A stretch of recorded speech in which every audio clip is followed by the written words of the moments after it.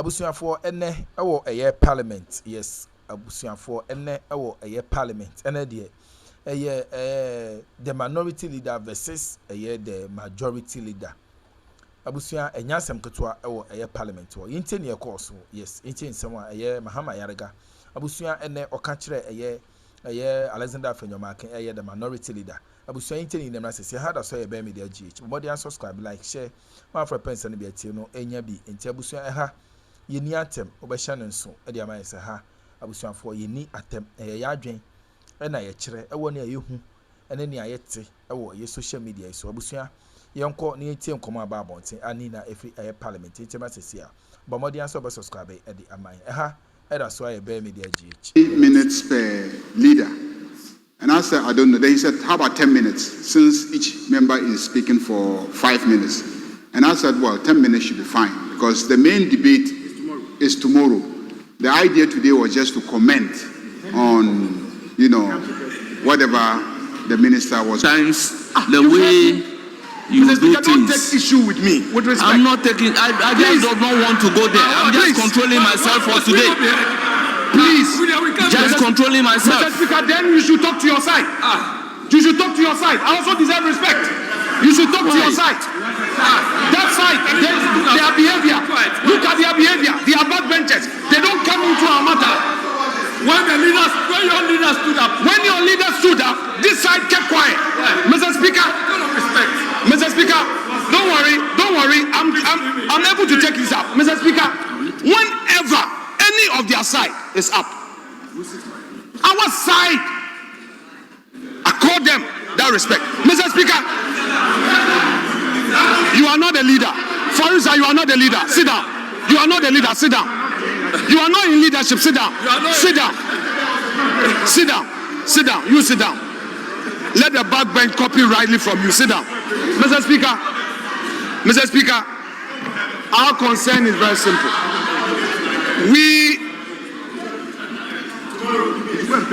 Ampim, I've heard you, and I will respond to you at the right time. Continue that disrespect. Mr. Speaker, we understood it to mean that the other speakers were going to have 5 minutes each. Like the majority leader explained, nothing was communicated to us. To be frank with you, if I was told that I had 5 minutes or even 2 minutes, I have my notes, I would have chosen which point to pursue.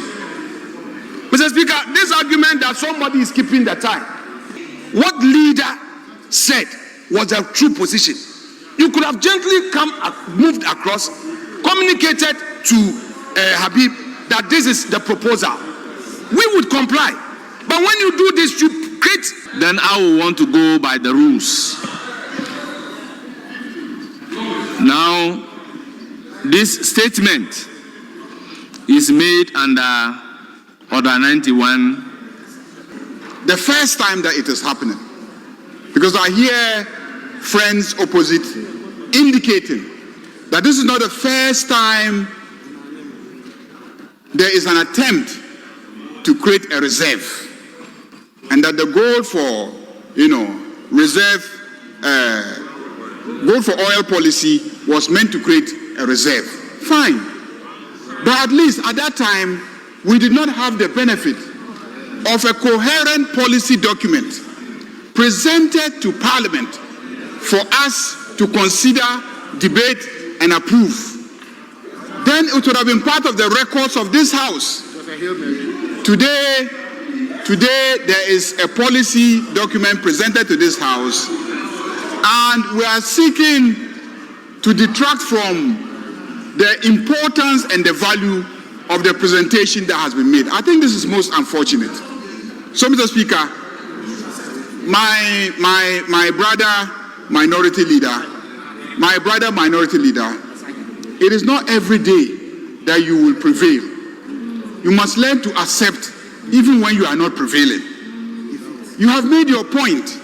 Everybody has seen that you have made your point. Even I got up and supported your position. Even I am going to suffer that because I'm going to speak for only 10 minutes. And I've already spent about 4 minutes of that time trying to address this situation. So please, Minority Leader, let us focus on the business of the day.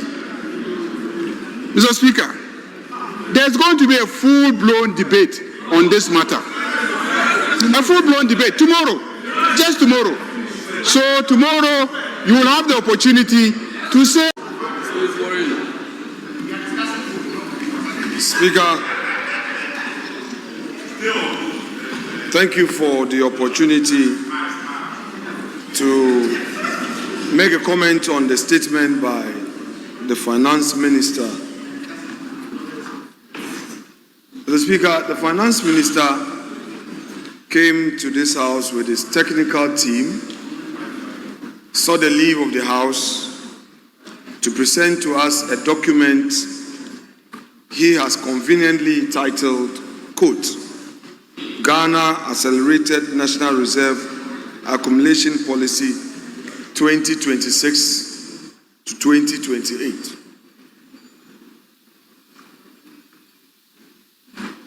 And having completed that duty,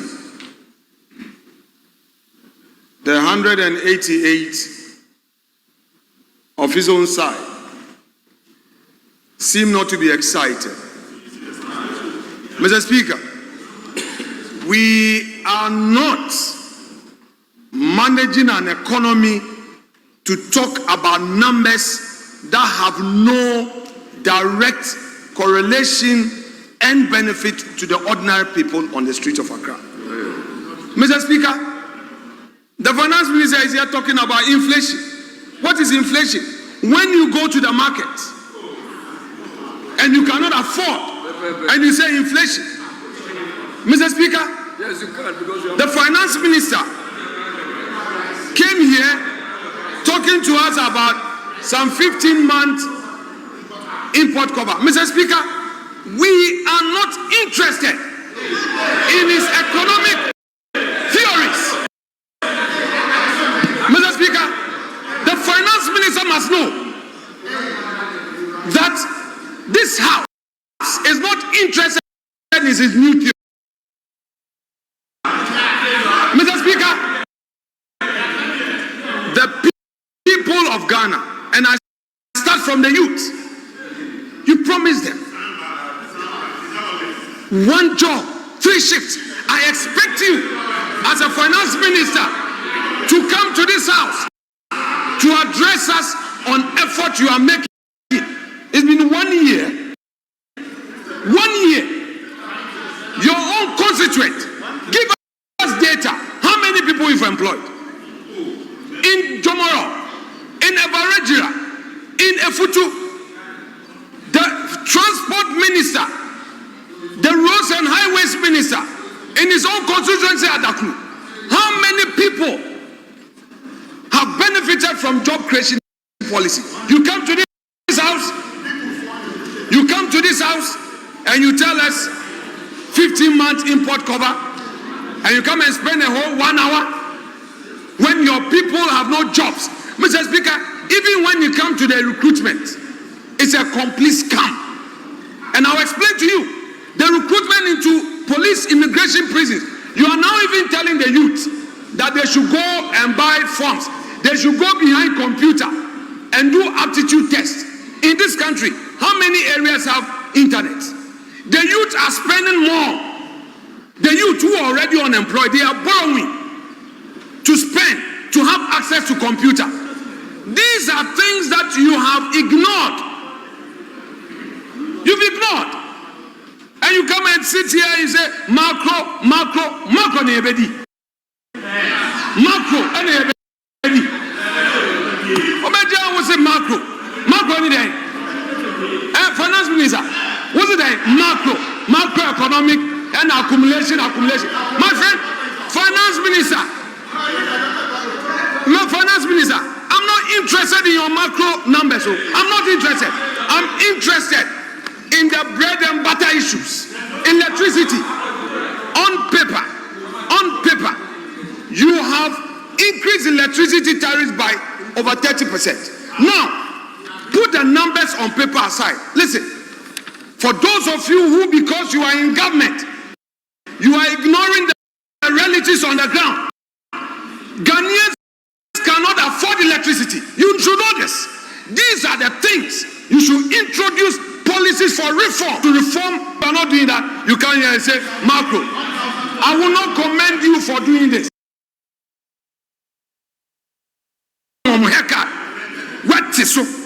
You sat in your office and reduced producer price of cocoa. 1,000 Ghana cedis is what you took away. Cocoa farmers cannot pay fees. They are borrowed from the cocoa crutches. They cannot take care of their health. Those matters do not concern you. Then you come and you say Ghana accelerated national reserve. What we demand from you, Mr. Finance Minister, is to immediately restore the producer price of cocoa that you came to meet. If you cannot increase, don't reduce it. If you cannot increase, don't reduce it. That is the reality. That is the reality, Honorable Finance Minister. Mr. Speaker, again, instead of the Finance Minister introducing incentives to grow the economy, he is not. Mr. Speaker, what businesses need is rebates, tax breaks. What businesses need is a proper environment to grow their business. Mr. Speaker, the minister is not offering any of that. There are no incentives in the economy. No employment. No employment. And then you come here, you tell us that indeed we should allow you to create a certain reserve accumulation. What is reserve accumulation? When your own constituents are hungry, your people are tired of the promises. You do politics of sloganeering. Enough of the slogans. Create jobs. Create jobs. 1 job, 3 shifts. It's you who said it. Create the jobs. Create the jobs. Go to Dansuma. Majority leader knows. Minority leader. Mr. Speaker, I do not want to engage in any banter with you. If you are told me 10 minutes, I'll prepare accordingly. If you can hear me out. Mr. Speaker, I must not be cut this way. The time allocation and the arrangements were made before I took over, and I indicated right from the beginning that I am not the one controlling the time. I am not the one controlling the time. Once your time is up, you will be cut automatically. So please, it's now.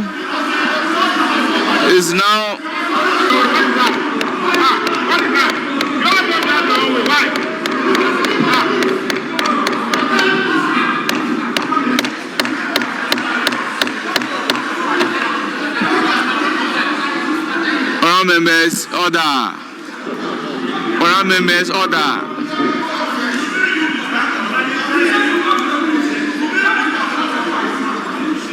Honourable members, can we have some order?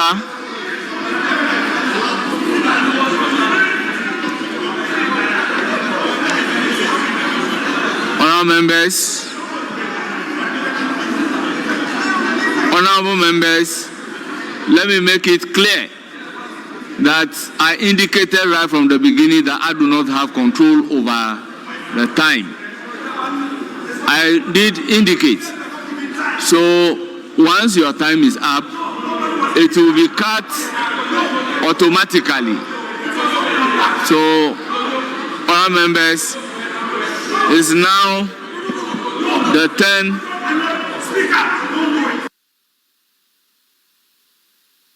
What is the sense of the House? I think we are speaking for 5 minutes and leaders are giving 10 minutes, double the time. And it's fixed automatically once the time is up.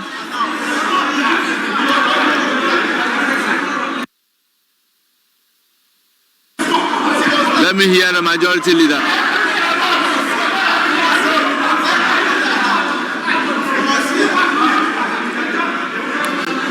Yes, Majority Leader, what is the sense of the House? Prepare tomorrow. Can't prepare tomorrow. Yeah, Mr.